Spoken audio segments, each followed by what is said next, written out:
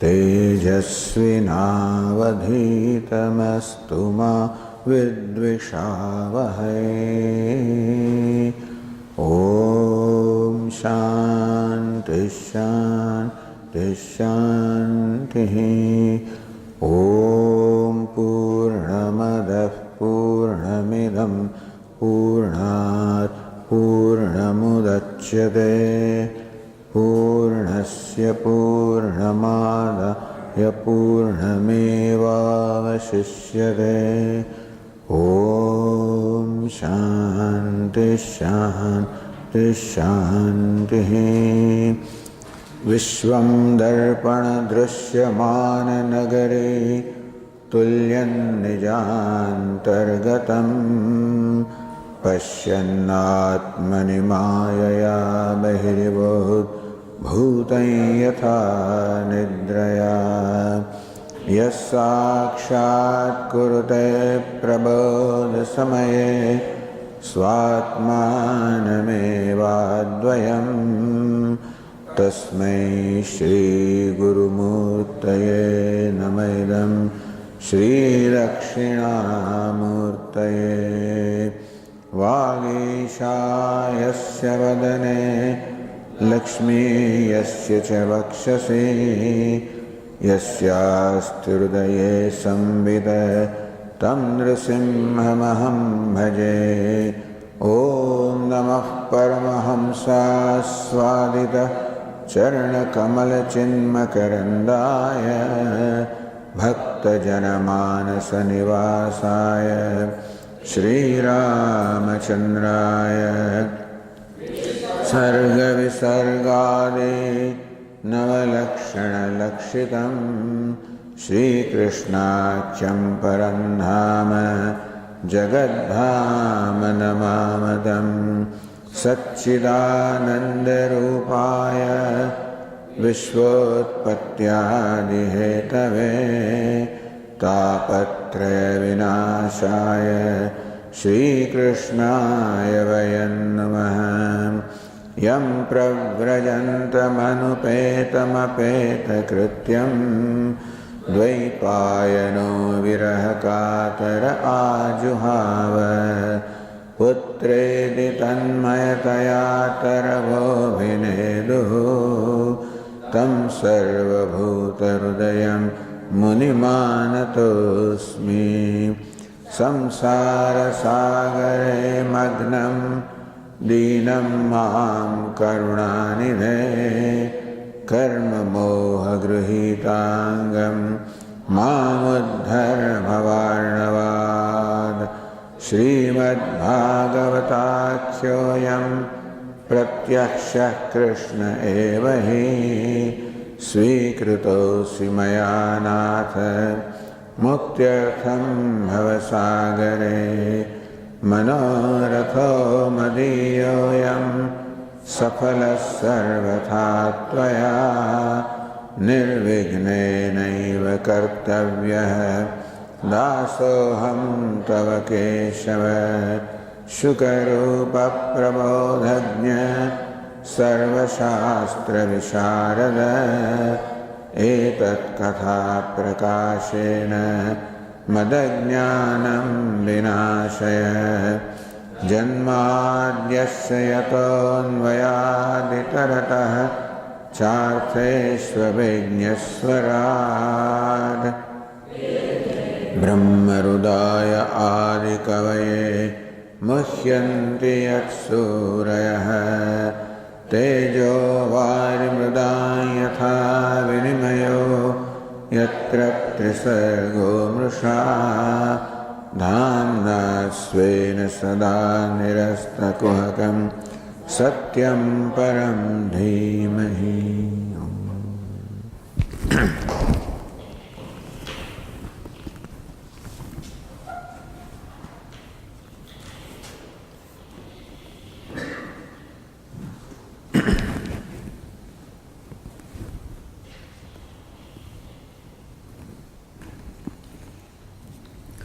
આપણે શ્રીમદ ભાગવતના એકાદશ સ્કંદના 29મા અધ્યાયમાં પ્રવેશ કરી રહ્યા છે.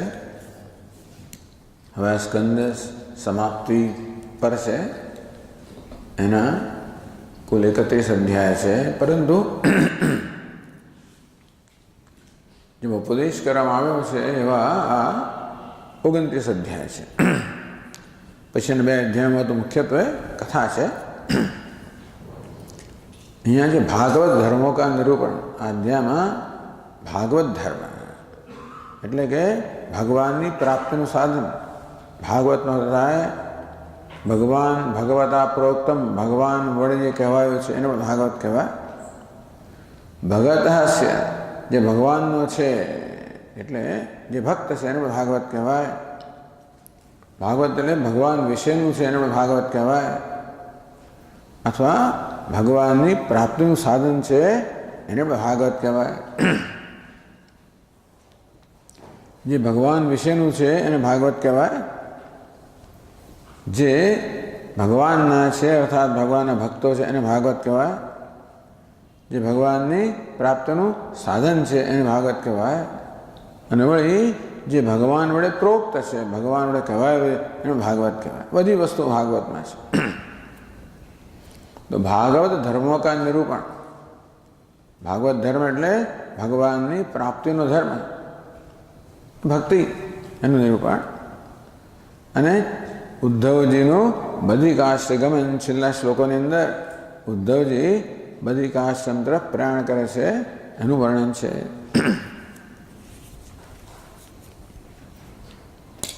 તો આ અધ્યાયના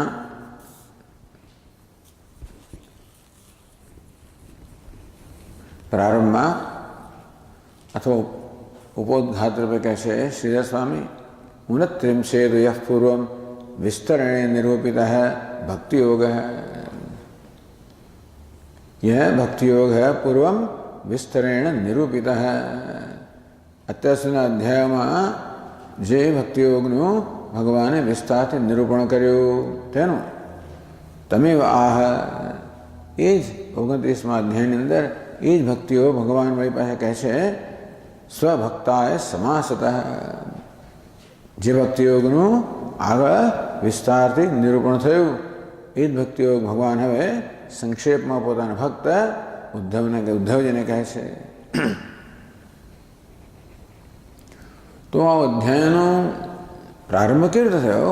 ઉદ્ધવજીના પ્રશ્નથી કે નિવેદનથી. અતિ ક્લેશ વિવાલક્ષ્ય યોગે સંગૈક સંપત્તિ. યોગે એટલે જ્ઞાન યોગે, જ્ઞાન યોગ કે પછી અષ્ટાંગ યોગ, અસંગ એક સંપત્તિ, અસંગ વૈરાગ્ય, અસંગતા અથવા વૈરાગ્ય જેમાં એક મુખ્ય સંપત્તિ છે એવા યોગ જ્ઞાન યોગ. અતિ ક્લેશમ ઇવ આલક્ષ્ય, એ જ્ઞાન યોગ અનુષ્ઠાન અત્યંત ક્લેશકારી છે એવું જોઈને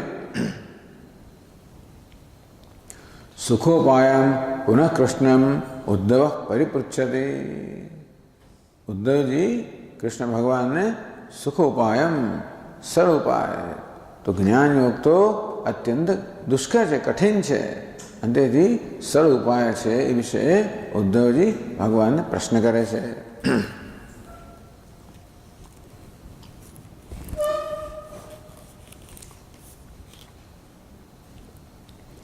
તો 307મા પાના પર હવે પહેલા શ્લોકમાં કહે છે ઉદ્ધવ ઉવાચ સુદુશ્ચરામિ મામ મન્યે યોગચર્યા મનાત્મનઃ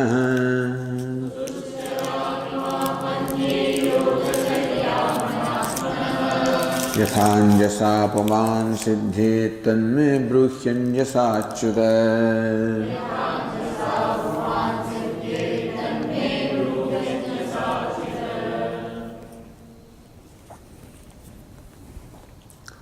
તન્મે બ્રૂહી અંજસા અચ્યુત.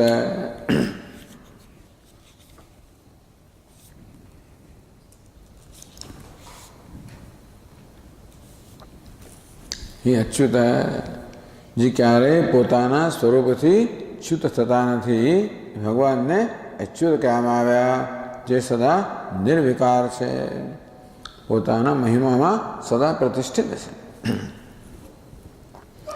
એટલે કે શ્રી કૃષ્ણ રૂપે અવતાર લીધો હોય છતાં પણ એ દ્વારા અનેક પ્રકારની લીલાઓ કરતા હોય, બાળ લીલાઓ કરતા હોય. પોતાની માં એમને સજા કરવા આવે ત્યારે જે વિવશ જણાતા હોય, ક્યારેક રણ મેદાનોથી ભાગી જતા જણાતા હોય, આમ ક્યારેક હાર સ્વીકારતા હોય, આવું બધું હોય તો પણ જે ક્યારે પોતાના સ્વરૂપથી ચ્યુત થયા નથી. તેથી જે પોતાના સચ્ચિદાનંદ રૂપાય, પોતાના સચ્ચિદાનંદ સ્વરૂપમાં જે હંમેશા પ્રતિષ્ઠિત છે. અને એવા એ અચ્યુત સુદુશ્ચરામ ઇમામ યોગચર્યામ અનાત્મન મન્યે. અનાત્મન અનાત્મા માટે, અનાત્મા માટે શું? આત્મા અહીંયા થયો કાર્યકરણ સંઘાત કે અંતઃકરણ. અનાત્મ અજિતાત્મા મધ્યમ પદરૂપી સમાસ છે. અનાત્મા અજિતાત્મા, જેણે પોતાના આત્મા પર અર્થાત કાર્યકરણ સંઘાત પર, ઇન્દ્રિય મન બુદ્ધિ પર જેણે જીત એટલે કે જીત પ્રાપ્ત નથી કરી, વશ નથી કર્યા. ટૂંકમાં જેનું મન અને ઇન્દ્રિયો પોતાના વશમાં નથી એવો યોગી. એટલે અહીંયા ઉદ્ધવજી એક વિશેષ પ્રકારના સાધકો માટે પ્રશ્ન કરી રહ્યા છે. અર્જુન જેમ જાત જાતના પ્રશ્નો કરે એટલે એ બધા અર્જુનના જ પ્રશ્નો છે એવું માનવાનું હોય નહીં. તો ઉદ્ધવજી પણ જે ભિન્ન ભિન્ન પ્રશ્નો કરે છે એ કોઈ કોઈ સાધકને પ્રતિનિધિત્વ કરે છે. જાણે કે પોતે એવા સાધક હોય એ પ્રકાર બની જાય. મયા 85 રધિકમપનીતે તો વયસી. શંકરાચાર્ય મહારાજ કે દેવી અપરાધ ક્ષમાપણ સ્તોત્ર ભાગ, હે માતા મારી ઉંમર તો 85 થી પણ વધી ગઈ. ઇદાનીમ ચેન માતસ તવેદિ કૃપાના ભવિતા પરિત્યક્તા દેવા વિવિધ વિધિ સેવા કુલતયા. હે માં, મેં તો બધા દેવતાઓને છોડી દીધા. એ બધા દેવતાઓની આરાધના તો અત્યંત કઠિન છે. વિવિધ વિધિ સેવા, અનેક પ્રકારની સેવાઓ ઉપચારો કરવા પડે. વ્યાકુળ થઈને મેં તો બીજા બધા દેવતાને છોડી દીધા અને મને 85 વર્ષો થઈ ગયા. હવે આ અવસ્થાને હે માતા તવે યદિ કૃપા ના ભવિતા, જો હવે તારી કૃપા નહીં થાય તો નિરાલંબો લંબોદર જનની કમ્યામિ શરણમ. હે લંબોદર જનની, હે મા પાર્વતી, નિરાલંબ તું જ મારા પર કૃપા ના કરે તો મારું કોઈ આલંબન રહે જ નહીં, તો હું કોને શરણે જઈશ. પૃથિવ્યામ પુત્રાસ્તે ભવતી ભવસંતિ સરલાહ. બધા કેટલાય ચંચળ મનવાળા તારા પુત્રો છે. પરમ તેષામ મધ્યે વેરતરલોહમ તવ. પણ હે માં, તારો આ જે પુત્ર છે ને તો અત્યંત ચંચળ મનવાળા. હવે કે પોતાનું વર્ણન શું છે? લોકો વારંવાર આવો પ્રશ્ન કરતા હોય કે આવું કેમ સ્વામી, કે શંકરાચાર્ય 32 વર્ષની ઉંમર વિદાય લીધી, તો એ તો કે 85 વર્ષ થઈ ગયા. બીજું ઘણું કહ્યું છે અંદર કે તારા બધા ચંચળ મનવાળા સંતાનોમાં હું તો સૌથી વધારે ચંચળ મનવાળા છું. એવું ઓછા છે કહીએ, પરંતુ એ પ્રકારના ભક્તનું દૈન્ય પોતે ધારણ કરે. એવા પ્રકારના ભક્તો, જે દીન ભક્તો છે, એમનું પ્રતિનિધિત્વ કરે છે. અવિનયમ અપનય વિષ્ણુ દમય મન સમય વિષય વિગત તૃષ્ણા. હે ભગવાન વિષ્ણુ, મારો અવિનય દૂર કરો, મારા મનને શાંત કરો. દમય મન, મારા મનને નિયંત્રિત કરો, મનને વિષય તૃષ્ણાથી મુક્ત કરો. એટલે આ પ્રકારે તો મહાપુરુષો આ પ્રકારની રચનાઓ કરે એ તે પ્રકારના ભક્તોનું પ્રતિનિધિત્વ કરે. તો ઉદ્ધવજી પણ પ્રશ્ન કરે કે અજિતાત્મન, જેણે પોતાના આત્માને, પોતાના અંતઃકરણને, પોતાની ઇન્દ્રિયો પર વિજય પ્રાપ્ત નથી કર્યો એવા સાધક માટે. ઉદ્ધવજી કેવા નથી, એ તો ભગવાનના મહાન ભક્ત છે. ત્યાં સુધી કહેવામાં આવે છે, ભગવાન પોતે જ કહે છે કે ઉદ્ધવ મારા સમાન છે. એટલે ઉદ્ધવજી જાત જાતના પ્રશ્નો કરે છે એ ભિન્ન ભિન્ન પ્રકારના સાધકોને ધ્યાનમાં રાખીને. તો અનાત્મન યોગચર્યામ સુદુશ્ચરામ ઇમામ યોગચર્યામ સુદુશ્ચરામ મન્યે. તો જેમણે પોતાના મન પર, ઇન્દ્રિયો પર વિજય પ્રાપ્ત નથી કર્યો એવા સાધકો માટે ઇમામ. ભગવાન આગળથી આપે કહ્યું, આગળના અધ્યાયમાં જે ઠોસ ઘનઘોર વેદાંતનો ઉપદેશ કરવામાં આવ્યો અને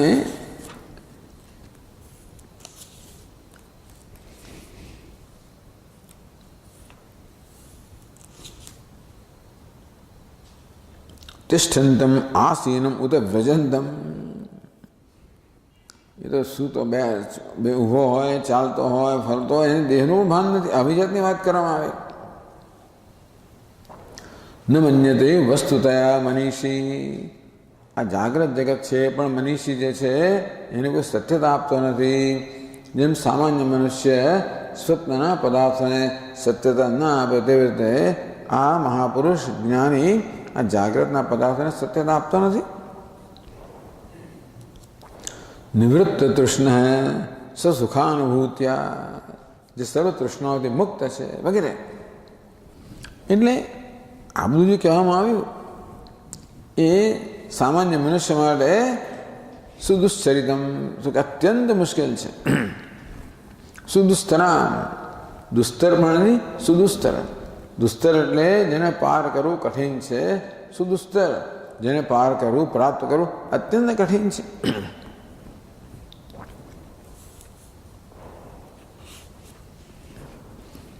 તેથી ભગવાન આટલી કૃપા કરો. યથા અંજસા પુમાન સિદ્ધેત. અત અંજસા અનાયાસેન પુમાન યથા સિદ્ધેત વિમુચ્યેત. તો અંજસા અનાયાસેન, કોઈ પ્રકારના ઝાઝા પ્રયત્ન વગર મનુષ્ય આ સંસારમાંથી મુક્ત થઈ જાય. દુઃખમાંથી, શોકમાંથી મુક્ત થઈ જાય. અંજસા અનાયાસેન. માણસ કોઈ પ્રકારનો આયાસ કરવા માગતો નથી. અને જોઈએ બધું, પણ એ ઓછામાં ઓછું કરવા માગે અને વધુને વધુ મેળવવા માગે. આયાસ કરવા ના માગે, અનાયાસેન. તેથી સામાન્ય માણસો ઈચ્છે કે અમે બહુ સરળતાથી મુક્તિ પ્રાપ્ત કરી દઈએ. તન્મે બ્રૂહિ અંજસા અચ્યુત. એ અચ્યુત એ સાધન જે છે અંજસા સુબોધન યથા સાત તથા મે બ્રૂહિ. ભગવાન એ સાધનનો ઉપદેશ કરો, એવી રીતે કરો જેથી અમે સરળતાથી સમજી શકીએ. આ શ્લોકમાં અંજસા શબ્દનો 2 વાર પ્રયોગ થયા. યથા અંજસા સિદ્ધેત, અનાયાસેન સિદ્ધેત. જેથી મનુષ્ય અનાયાસે, ખાસ પ્રયત્ન વગર સિદ્ધિ પ્રાપ્ત કરે, મુક્તિ પ્રાપ્ત કરે. એ કહો.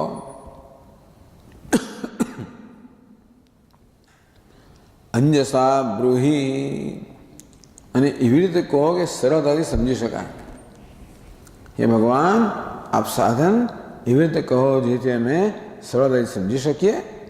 અને એવું સાધન કહો, એવી રીતે કહો જે સરળતાથી સમજાય. અને એવું સાધન કહો જેના તેને સરળતાથી સિદ્ધિ પ્રાપ્ત કરી શકીએ, મુક્ત થઈ શકીએ. ક્રિયાભેદ પ્રયુક્ત વાક્ય ભેદાત અંજસાહિત્ય પૌનૃત્યમ ન દોષ. તો અંજસા જે છે એ તો ક્રિયા વિશેષણ છે. 2 વાર આવ્યું, 2 વાક્ય છે એટલા માટે. બે ક્રિયાઓ છે માટે બે વાક્ય થયા. અંજસા સિદ્ધ્યેત અને અંજસા બ્રૂહિ. આ બે ક્રિયા પછી માટે બે વાક્ય છે. માટે અંજસા શબ્દ બે વાર વપરાયો હતો પણ એ પુનરુક્તિ નથી. એક જ ક્રિયાપદ હોય, એક જ વાક્ય હોય, એમાં એક જ શબ્દ એકથી વધારે વાર વપરાતો એને પુનરુક્તિ દોષ કહેવાય. બે વાક્ય છે અને તેથી અને બે ક્રિયાઓ છે. એ બંને ક્રિયાઓમાં સરળતા જોઈએ છે. એક સિદ્ધિ પ્રાપ્ત કરવાની ક્રિયા છે, એક સંસારમાંથી મુક્ત થવાની ક્રિયા છે. એ પણ અમને સરળતાથી મુક્ત થવું છે. બીજી સમજવાની ક્રિયા છે. આપ અમને સાધનનો ઉપદેશ કરો જે અમે સરળતાથી સમજી શકીએ. એ સમજવાની બીજી ક્રિયા છે. તો બે જુદી ક્રિયાઓ છે. બંને ક્રિયાઓમાં સરળતા માંગે છે. તેથી અંજસા શબ્દ એકનો એક શબ્દ ખરો પણ એના બે અર્થ છે. એટલા માટે આ પુનરુક્તિ નથી. બે વાક્ય છે અને માટે પુનરુક્તિ નથી.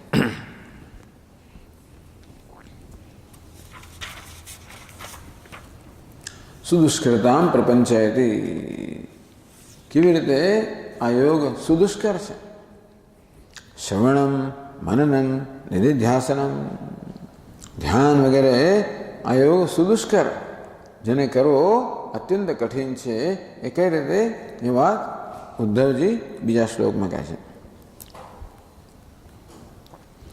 પ્રાયશઃ પુંડરીકાક્ષ યુંજંતો યોગિનો મનઃ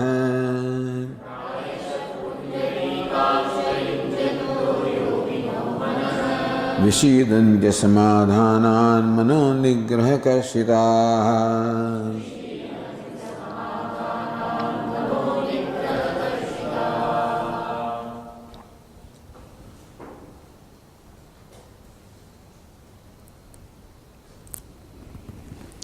प्रायश ये भगवान ये पुंडरीकाक्ष. भगवान नेत्र क्या है? पुंडरी के समान है, कमल समान, कमलपत्र समान विशाल नेत्र है. बड़ी लालाश પડતા છે. એ બધા ભગવાનના નેત્રમાંથી અનુગ્રહની વર્ષા થઈ રહી છે. ભગવાન નેત્ર કમળપત્ર સમાન છે એટલે સૌંદર્ય પણ બતાવે છે. જોડે જોડે કમળનું પત્ર લાલાશ હોય, એમાં ભગવાનના નેત્રમાં લાલાશ છે, રક્ત. તો એ શું બતાવે છે? ભગવાન અનુગ્રહની વર્ષા કરનારા છે. હી પુંડરીકાક્ષ પ્રાયશ સામાન્ય રીતે મનઃ યુંજંત યોગિન પોતાના મનનો નિગ્રહ કરનારા યોગીઓ. એ જ વાત અર્જુને કહી, ચંચલમ હિ મનઃ કૃષ્ણ પ્રમાથી બલભદ્રમ. એ લોકોની વાત થઈ રહી છે અહીંયા. હે ભગવાન કૃષ્ણ, મારું મન ચંચળ છે, પ્રમાથી બલવત દૃઢમ, બહુ હઠીલું છે અને ભલોવી નાખનારું છે, વ્યાકુળતા જન્માવનારું છે, હઠીલું છે અને બહુ દ્રઢ છે, મજબૂત છે પાછું. એટલે કોઈનું કયું કરે એમ નથી ને કોઈને વશમાં આવે એવું નથી. તસ્યામ નિગ્રહમ મન્યે વાયોરિવ સુદુષ્કરમ. ભગવાન આ મનનો નિગ્રહ અત્યંત દુષ્કર છે. જેમ વાયુને પકડવો દુષ્કર છે, અશક્ય તેમ આ મનનો નિગ્રહ કરવો, એને નિયંત્રિત કરવું, એને એકાગ્ર કરવું બહુ કઠિન છે. એ જ કહે છે યોગિન મન યુંજંત. પોતાના મનને યુંજંત નિગૃણંત, પોતાના મનનો નિગ્રહ કરવાનો પ્રયત્ન કરનાર, પોતાના મન પર કાબુ લાવવાનો પ્રયત્ન કરનાર, પોતાના મન પર પ્રભુત્વ લાવવાનો પ્રયત્ન કરનાર યોગી. મનો નિગ્રહ કર્ષિતા. તો મનો નિગ્રહ કર્ષિતા, મનસ નિગ્રહે કર્ષિતા પરિશ્રાંતા. બિચારા બહુ પ્રયત્ન કરે છે. આ મન જ્યારે ચંચળ હોય, મન આપણને સાથ ન આપતું હોય, મન આપણા અનુકૂળ ના હોય, ત્યારે મનનો નિગ્રહ કરવો એક મહાન યુદ્ધ બની જાય છે, મોટો સંઘર્ષ બની જાય છે. આપણી અને મન વચ્ચે એક મોટો સંઘર્ષ બની જાય. એટલું નાનું બાળક હોય, એને ભણવું ના હોય તો ભણવા બેસાડો. નાનું બાળક હોય તમારી પાસે ના હોય તમે એને રાખવાનું જતા રહો, તમે એને પકડવાનો પ્રયત્ન કરો. તેવી રીતે મન એને સીધું બેસવું નથી, એને એક જગ્યાએ બેસવું નથી, એને ફરવું છે. તો જેને ફરવાની ટેવ છે, એને ફરવાનો આનંદ છે, એવા મનને તમે એક જગ્યાએ સ્થિર કરવા માંગો, બેસાડી રાખવા માંગો તો વિરોધ કરવાનો જ છે. તેથી આ સાધક અને મન બે વચ્ચે એક સંગ્રામ ચાલતો હોય. એમ કહેતા કહેતા બીજો થાકી જાય. એ રામ રામ રામ કરવા માગે, એ રામ કહેતા રામસ્વામીમાં જતો રહે. એ રામસ્વામી મારો મિત્ર ન્યુયોર્કમાં હતો, ન્યુયોર્કમાં જતો રહે. તેમાં એને કૃષ્ણમૂર્તિ યાદ આવે, એ વળી પછી એવી ક્વીન્સ યાદ આવે, પેલું યાદ એમ કરતાં કરતાં ક્યાંનું ક્યાં જતો, પછી પછી પકડી લાવો, પાછું રામ રામ કહેવાનું, પાછું બીજું ક્યાંક જતું રહે. આવી રીતે મન સાથે સતત સંઘર્ષ કરે છે. કારણ કે જે મન યતો મનસ ચંચલમ અસ્થિરમ, મન કેવું છે? ચંચળ છે, અસ્થિર છે. એની કોઈ પણ એક વિષય પર એ ઝંપીને બેસતું નથી. અને કદાચ એક વિષયનું ચિંતન કરતા પણ એના આ જુદા પાસા પર ચિંતન કર્યા કરે. ચંચળ છે અને અસ્થિર છે. પેલા વાનર જેવો ચંચળ પણ છે અને અસ્થિર પણ છે. એક ડાળે પર બેસી ન શકે લાંબો સમય, અને બેસે ત્યારે કંઈ ને કંઈ ખણખત કરતો હોય, કંઈ પાંદડા તોડતો હોય, કંઈ કર્યા કરતો હોય. કે જે મન નિગ્રહ કરશિતા, આ મનનો નિગ્રહ કરવાના પ્રયત્નમાં જે લોકો બિચારા કર્ષિતા, કૃશ થઈ ગયા, પરિશ્રાંતા, અત્યંત થાકી જવાય છે. આવું કરવા છતાં પણ અસમાધાનાત, ટૂંકમાં મનને નિગ્રહ કરવા માટે અત્યંત પરિશ્રમ કરવા છતાં પણ મન જ્યારે સમાધાન એકાગ્ર ન થાય તો શું થાય છે?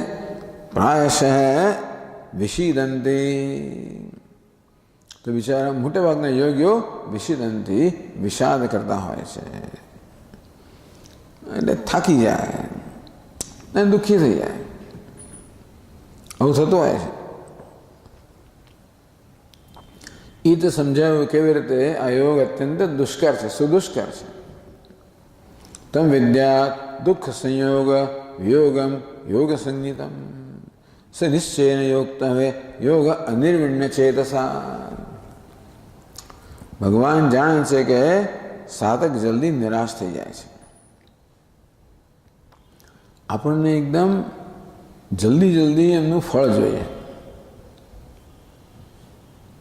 કંઈક પ્રયત્ન કંઈક કરીએ અને તરત એનું ફળ મળવું જોઈએ.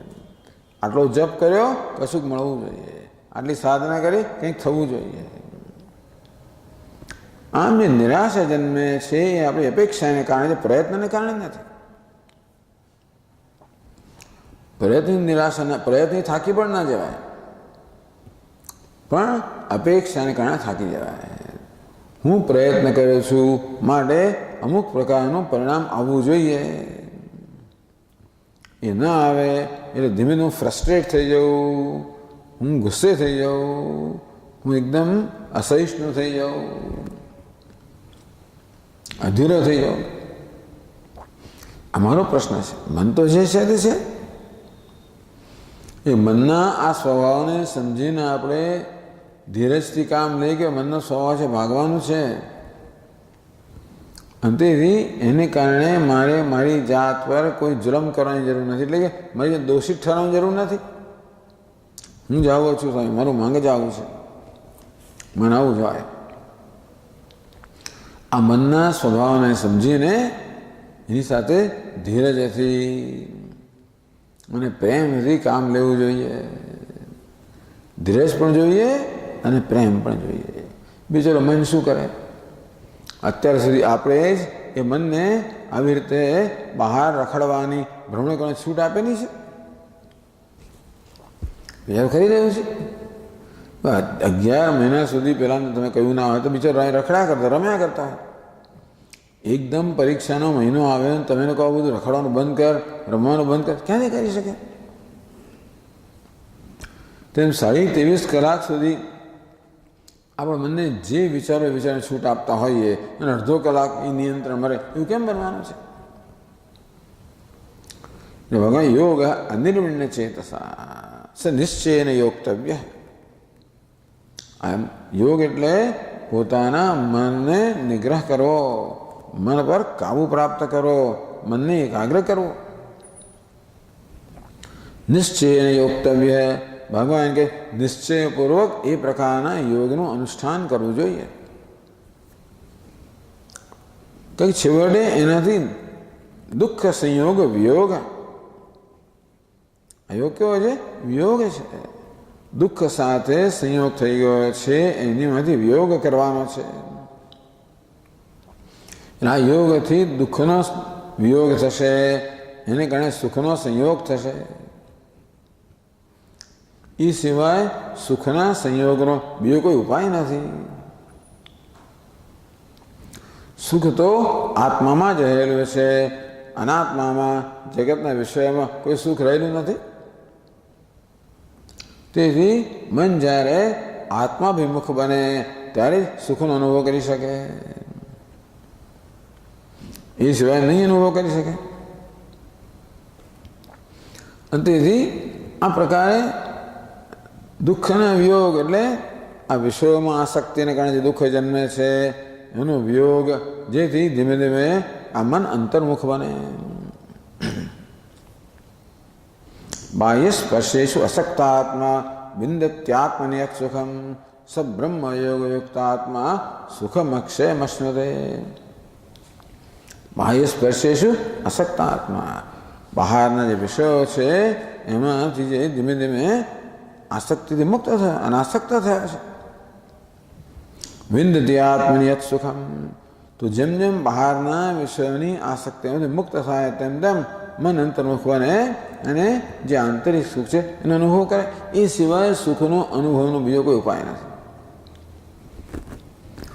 જ્યાં સુધી સુખના અનુભવ માટે બહારના વિષયનો આશ્રય લેવામાં આવે ત્યાં સુધી મન બહિર્મુખ રહેવાનું છે.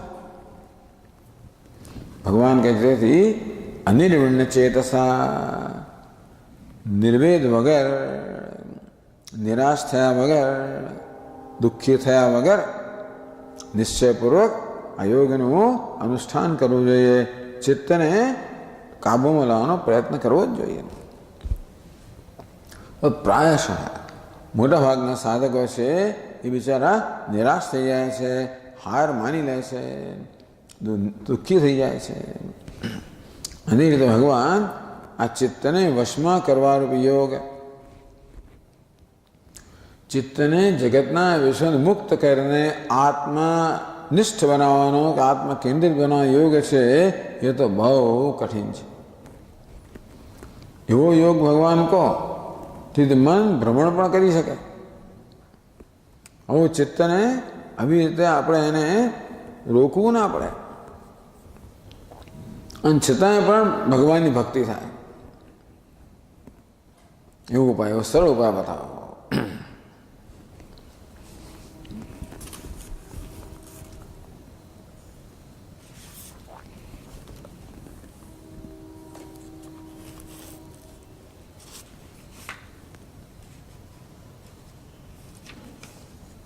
जी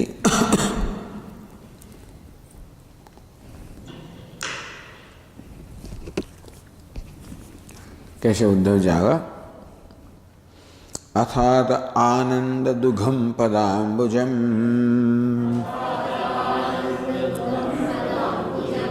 हंसाश्रैरन्नरविन्दलोचन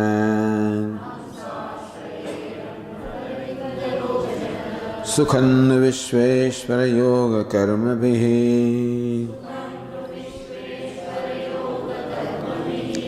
तन्माययामि विहतान मानिनः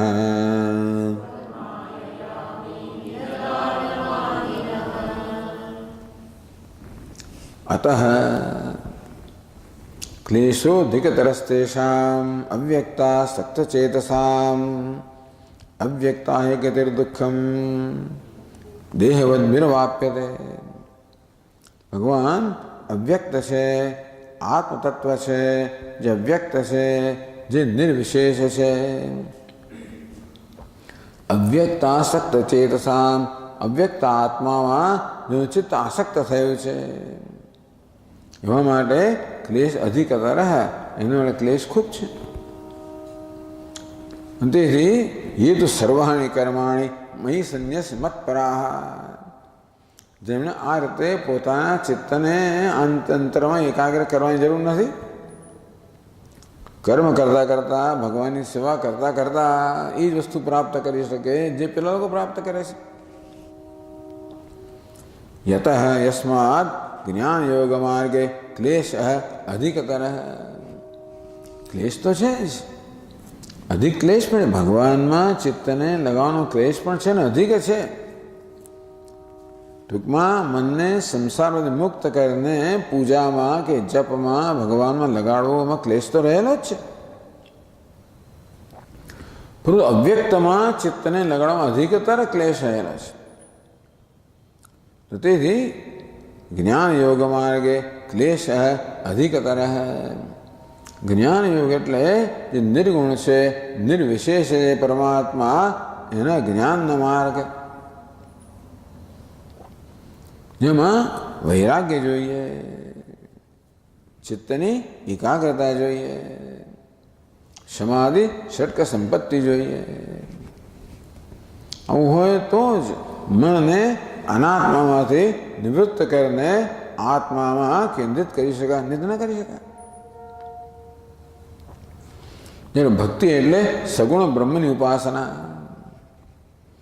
જે મનને ભગવાનના ગુણોમાં વિચરણ કરવાની તક મળે, અવકાશ મળે.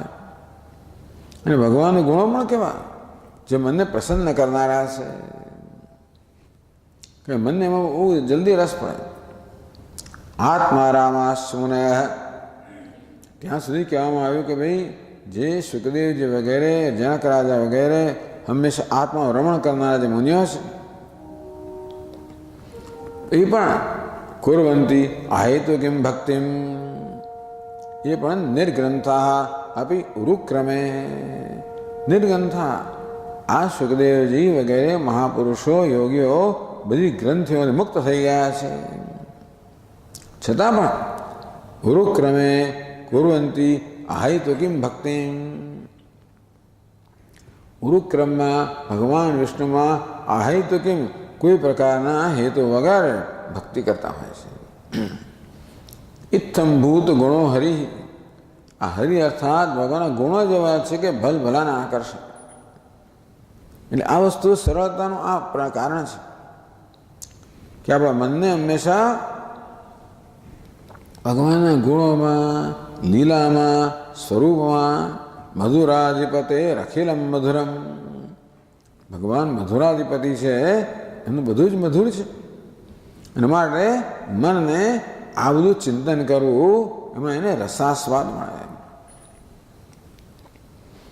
એટલે બહુ અંતર્મુખ, ટૂંકમાં એકદમ અનાસક્ત, જગતના વિષયો પ્રત્યે અનાસક્તિ ખરી, પણ પેલા બધા ગુણો પ્રત્યે અનાસક્તિ જોઈએ એવું નથી. અહીંયા તો સાત્વિક ગુણ મળે અનાસક્તિ, પહેલાં સત્વથી ઉપર થવું પડે. આ તો સાત્વિક ગુણો છે, એમાં મન રમણ કરી શકે. એટલે મનને રમણ કરવા માટે કોઈ ક્ષેત્ર મળી જાય. એ દ્રષ્ટિએ સગુણ બ્રહ્મની ઉપાસના જે છે એ સરળ એટલા મળે છે કે એ વળી મધુર, એમાં માધુર્ય છે. એ કરવામાં ચિત્તને રસ આવતો હોય છે, આનંદ આવતો હોય છે. વળી આપણી આરાધના, પૂજા હોય, જે કહેવાય એને આપણે વધારે રસપ્રદ બનાવી શકીએ. તો કારણ કે નિર્વિશેષ પરમાત્માના યોગમાં અધિકતર ક્લેશ રહેલો છે. અતઃ એવ, એ જ કારણથી હે અરવિંદ લોચન, ત્યાં આગળ પુંડરીકાક્ષ, અરવિંદ લોચન એ જ અર્થ છે. અરવિંદ એટલે પણ કમળ.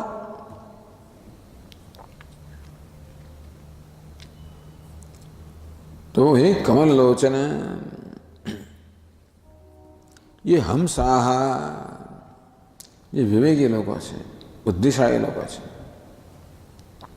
सारा सार विवेक चतुराः, જે સાર અને અસાર જે છે એનો વિવેક કરવામાં કુશળ છે એવા હંસ.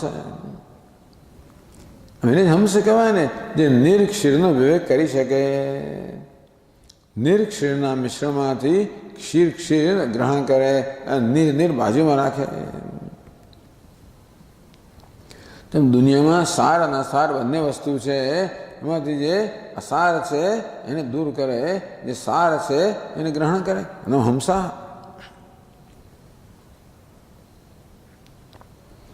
એ લોકો શું કરે છે? આનંદ દુઘમ પદાંબુજમ શ્રેયરન.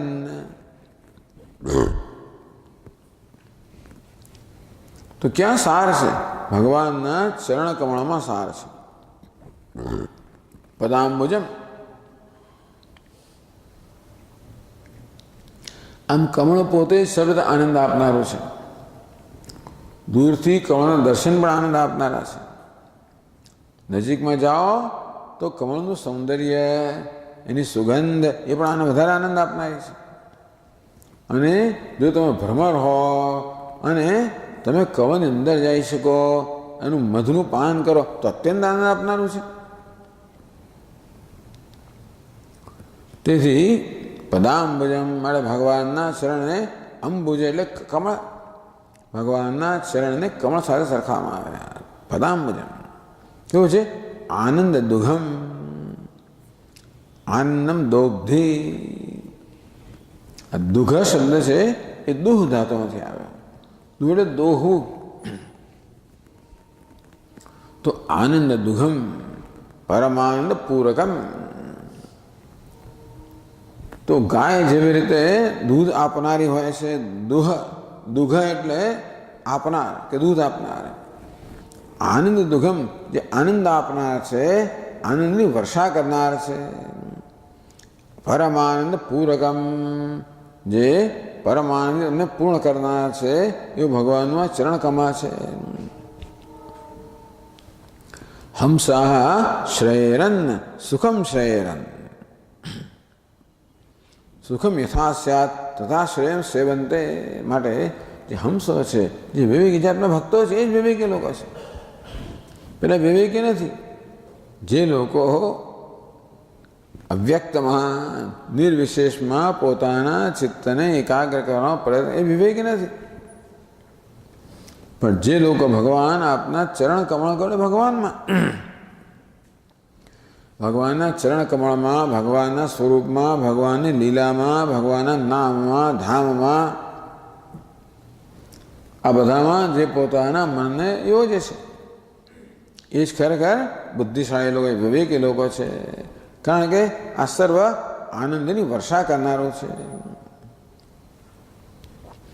ભગવાનના સ્વરૂપનું ધ્યાન કરવું, ચરણનું ધ્યાન કરવું, લીલાઓનું ધ્યાન કરવું, આ બધું ચિંતન કરવું, એ આનંદ દુઘમ એટલે કે આનંદનું આનંદ પ્રદાન કરનારું છે. સુખમ શયરન, બહુ પ્રેમથી આ હંસ એટલે કે આ વિવેકી જે આપના ભક્તો છે, અત્યંત પ્રેમથી હે ભગવાન આપના ચરણ કમળનો આશ્રય લે છે. સુખનું નિશ્ચિત માત્ર સંદેહો નાસ્તિ. આ નિશ્ચિત છે, એમાં કોઈ પ્રકારનો સંદેહ નથી કે આ વિવેકી પુરુષો આપના ચરણ કમળનો આશ્રય લે છે.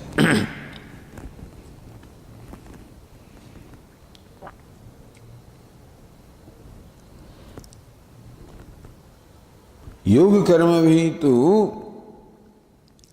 ત્વન્માયા અમી વિહતા ન માનિન. યોગ કર્મ ભી માનિન, બે રીતે સમજાવ્યું છે. યોગ કર્મ ભી માનિન, યોગ અને કર્મ અભિમાન ધરાવનાર. અમી ત્વન્માયા માયા વિહતા, આપની માયા છે એના, માયા છે એના પ્રભાવમાં છે એવા ન શ્રેયરન, એ લોકો આપના ચરણકળનો આશ્રય લેતા નથી. હંસ લોકો જે વિવેકી છે એ આપના ચરણકળનો આશ્રય લે છે. જે માની ન, જે માની છે, અભિમાની છે, શેનો અભિમાની છે? તો કે યોગ કર્મ ભી વયમેવ યોગ જ્ઞા વયમેવ કર્મ કુશલાદિ ગર્વિતા સંત. માની એટલે ભયમ ધરાવનારા કે અમે જ મહાન યોગીઓ છીએ, અમે જ બધા કર્મ કુશળ છીએ અને તેથી અમે એમાંથી અમારું કલ્યાણ કરીશું. યોગમાંથી કર્મમાંથી અમે કલ્યાણ કરીશું. બધાનો કચરો કરે છે. અહીંયા આગળ ભાગવતમાં સમગ્ર કર્મકાંડનો બધાનો કચરો કરે છે. એટલે આ તો અત્યંત વિરક્ત પુરુષો માટે જ છે. અહીંયા જે ધર્મનું અહીંયા આગળ નિરૂપણ કરવામાં આવ્યું છે એ પ્રોજ્યત કૈતવ, જેમાંથી કપડને સર્વથી દૂર કરવામાં આવ્યું છે, કામનાને સર્વથી દૂર કરવામાં આવ્યું. નિષ્કામ ભક્તિ યોગનું અહીંયા નિરૂપણ છે. કર્મ કરનારા, યોગ કરનારા આ બધા લોકો છે કેવા છે? હંસ નથી, વિવેક નથી, એવું કરીને અભિમાન આવતું હોય છે. અર્થાત જે ભગવાનના ભક્તો નથી, જ્યાં ભગવાનની ભક્તિ નથી ત્યાં આગળ અભિમાન હોવાનું, ત્યાં ભગવાનની શરણાગતિ નથી ત્યાં અહંકારની શરણાગતિ હોવાની, ત્યાં અભિમાન હોવાનું, ઘમંડ હોવાનું. આ સવારે વાત કરતા જે અભિમાન છે ત્યાં આપણે બીજાનો આશ્રય લઈ શકતા નથી. અભિમાનને કારણે આપણે બીજા કોઈને ચરણે બેસી ન શકીએ, આપણે બીજાની પાસે જ્ઞાન પ્રાપ્ત ન કરી શકીએ, જઈએ જ નહીં ને આપણે. હું જાણું છું ભાઈ, એમાં શું હું જાણું છું, એનાથી વધારે જાણું છું, એ વડે આપણે શું શીખવાડવાના છે વગેરે એમ કરીને એને આખી દુનિયા દર્શનમાં આપણે ના જઈએ. હું જાણું છું બધું. આમ એવું શું છે જે લોકોને ભગવાનના ચરણનો આશ્રય લેવામાં અવરોધરૂપ થાય છે? તો કે આજ અભિમાન જે છે કે ઘમંડ સમજ આવ્યો, કંઈક પોતે અમુક પ્રકારની કુશળતા ધરાવે છે માટે જરૂર એ લોકો યોગની કુશળતા ધરાવતા હશે, કર્મની કુશળતા ધરાવતા હશે. એ પ્રકારની કુશળતાને કારણે જેમને અભિમાન છે, ઘમંડ છે કે અમે તો અમારું કલ્યાણ કરવા સમર્થ છીએ, અમારે કોઈનો આશ્રય લેવાની આવશ્યકતા નથી. અને માટે ન શ્રેયંતે ન શ્રેયરન, એ ભગવાનના ચરણકળનો આશ્રય લેતા નથી. કેમ કહેવાય છે? ત્વન્માયા વિહતા, ભગવાન આપની માયા જે છે એ ખરેખર એમને પ્રભાવે માયા અપહૃત જ્ઞાના, એ માયાએ તેમનું જ્ઞાન કે મતિને હરી લીધી છે. વિહતા, એના માટે એ આપના ચરણનો આશ્રય લેતા. અથવા તો બીજું પણ જોઈ શકાય, યોગ કર્મ વિહી ન માનિન અથવા માયા ન વિહતા, ભગવાન આપના જે ભક્તો છે માયા ન વિહત, એ માયાથી પ્રભાવિત થતા નથી. તો કે માયા એમના પર કોઈ પ્રકારનો પ્રભાવ પાડી શકતી નથી. અમી ત્વદ્ભક્તા ત્વન્માયા ન વિહતા, જે ભગવાનનું શાસ્ત્ર લઈને બી માયા કંઈ કરી ના શકે ને. ભગવાન દૂર ગયેલા લોકો હોય એ બધા માયાના પ્રભાવમાં આવી જાય. ભગવાને જે માયા જાળ ફેલાવી છે એમાં ફસાય. બસ આવું જ આ માયા જ આપણામાં ઘમંડ ઉત્પન્ન કરે, એમ કરીને આપણને આપણા પોતાના શ્રેયસ સાધનથી વંચિત રાખે. માણસ સમજતો નથી. પણ જે ભગવાનનો ભક્ત છે એ કેવો છે? નમ્ર છે, અકિંચન છે, અનન્ય ગતિ છે, ભગવાન એની ગતિ છે. એ બિચારો નમ્ર છે, એના દૈન્ય છે, દીનતા છે કે મારામાં કોઈ પ્રકારનું સામર્થ્ય નથી. જ્યાં દીનતા હોય ત્યાં માન ના હોય, ત્યાં અભિમાન હોય કે ભાઈ દીનતા હોય. ભગવાન હવે કેવું છે? દીન છે, મારા અભિમાનનો અભાવ છે. અને તેથી માયા જે છે આ દીન ભક્તો પર પોતાનો પ્રભાવ નાખી શકતી નથી. એમની મતે હરી લેતી નથી. માટે ત્વન્માયા ભગવાન ત્વદ્ભક્તા, આપના જે ભક્તો છે એ તો આપણી માયાના પ્રભાવમાં નથી, અર્થાત આપણી માયા એમની મતિ હરી લઈ શકતી જ નથી. માયાનું ત્યાં ગજું જ નથી. આમ ભગવાનની ભક્તિનું રક્ષણ આવે. તુલસીદાસ મહારાજ કહે ને કે ભગવાનની ભક્તિ તો કેવી છે, મહારાણી છે. સીતાજીની જેમ ભગવાન વામ ભાગે વિરાજમાન છે. માયા તો નર્તિકા છે. ભગવાનની સભામાં માયા કેવી છે, નર્તિકા છે, નૃત્ય કરનારી છે. અને આ કો ભક્તિ મહારાણી છે. તો પેલી નર્તકી શું કરી શકે મહારાણી હોય તો? મહારાણી ન હોય તો નર્તકી અનેક પ્રકારના ચાળા કરીને આ વિચારના મનને મોહી લે. તેવી જે લોકોને ભગવાનનો આશ્રય નથી, દુનિયાનો આશ્રય છે, અભિમાનનો આશ્રય છે, એવા લોકોના મન માયા મોહી લે છે અને એમને ગેરમાર્ગે દોરે છે.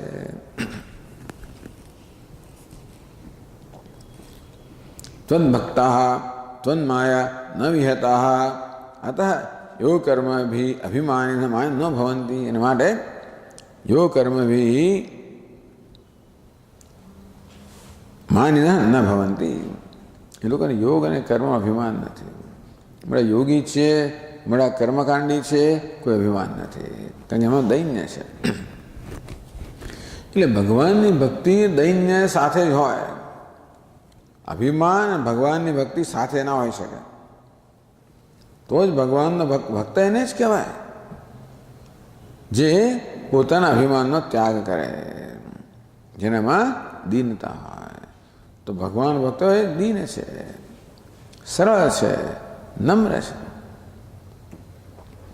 તેથી એટલે ચૈતન્ય મહાપ્રભુ કહે ને કે ભાઈ તૃણાદપી સુની છે ને તરોરપી સહિષ્ણુના અમાનિના મારેન કીર્તનીય સદા હરિ.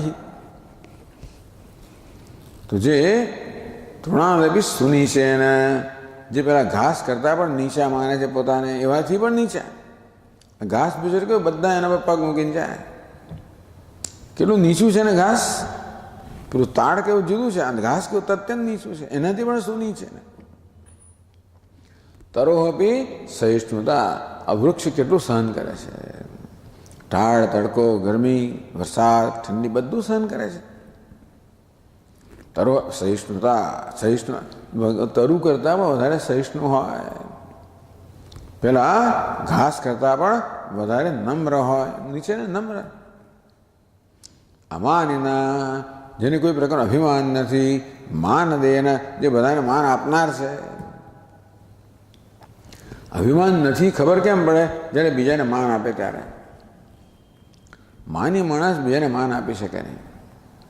તો અભિમાની બીજાને માન આપે બતાવે છે કે એને પોતાને માન નથી. તો માન માગતો નથી અને બીજાને માન આપે છે. આવા ભગવાનના ભક્ત હોય. અંતેથી માયા એમને કશું કરી શકે નહીં. અન્ય તો વયમ યોગજ્ઞ ઇત્યાદિ કેવલમ ગર્વિતા ભવંતી. જે ભગવાનના ભક્તોને કચરો કરવામાં આવ્યો, જે ભગવાનના ભક્તો નથી, અમે તો યોગના જ્ઞાતા છીએ એમ કરીને ગર્વ ધરાવનારા છે. અને માટે ન મુચ્યંતે, એ લોકો સંસારમાંથી, એ લોકો ભગવાનનો આશ્રય પણ લેતા નથી અને માટે સંસારથી મુક્ત પણ થતા નથી.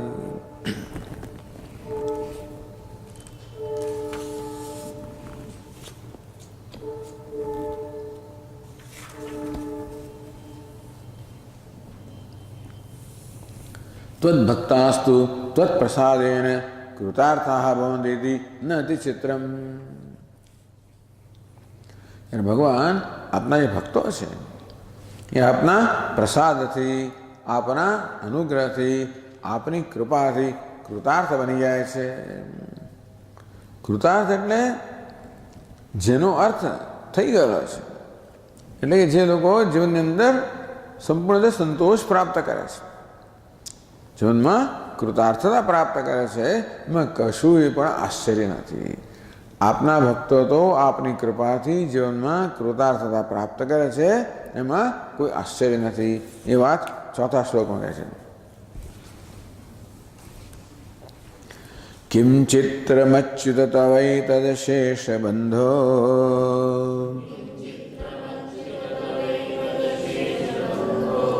दासेष्वनन्यशरणेषु यदात्मसात्त्वम्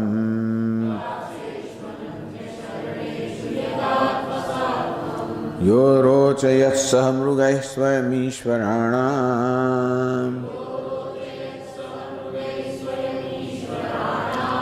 श्रीमत्क्रीडतटपीडितपादपीठः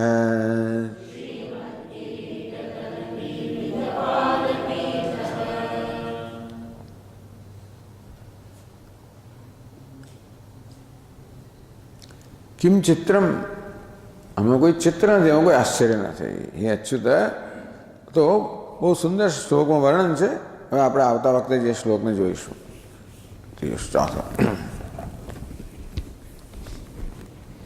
ओम पूर्णमदः पूर्णमिदं पूर्णात् पूर्णमुदच्यते पूर्णस्य पूर्णमादाय पूर्णमेवावशिष्यते।